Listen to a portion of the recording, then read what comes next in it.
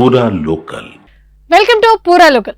జనగణనపై కేంద్ర హోంశాఖ gazette notification release చేసింది. దేశంలో మొత్తం 2 విడతల్లో కులగణన నిర్వహించనున్నట్లు గెజెట్ లో తెలిపింది. 2026 అక్టోబర్ 1 నాటికి జమ్మూ కాశ్మీర్, ఉత్తరాఖండ్, హిమాచల్, లడఖ్ లో జనగణన పూర్తి చేయనున్నట్లు పేర్కొంది.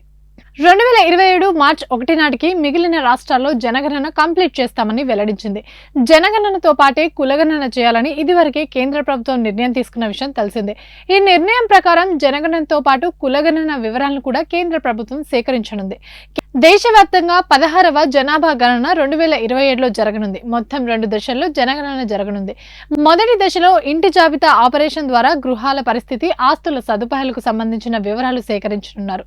రెండవ దశలో జనాభా గణన చేస్తారు. ప్రతి వ్యక్తికి సంబంధించిన జనాభా, సామాజిక, ఆర్థిక, సంస్కృతి, ఇతర వివరాలు సేకరిస్తారు. ఇందులో కులగణన కూడా నిర్వహించనున్నారు. 1931 తర్వాత తొలిసారిగా జనగణనలో కులాల వివరాలు కూడా సేకరించనున్నారు. ఈసారి జనాభా గణన డిజిటల్ పద్ధతిలో మొబైల్ అప్లికేషన్ ద్వారా నిర్వహించనున్నారు. ప్రజలు స్వయంగా తమ వివరాలను నమోదు చేసుకునే అవకాశం కూడా ఉంటుంది. ఈ భారీ ప్రక్రియ కోసం సుమారు 34 లక్షల ఎన్యూమరేటర్లు, సూపర్వైజర్లు, 1.3 లక్షల మంది ఇతర సిబ్బంది పాల్గొనున్నారు. ఇవి ఇప్పటివరకు అప్డేట్స్. మరిన్ని అప్డేట్స్ కోసం చూస్తూనే ఉండండి పూరా లోకల్.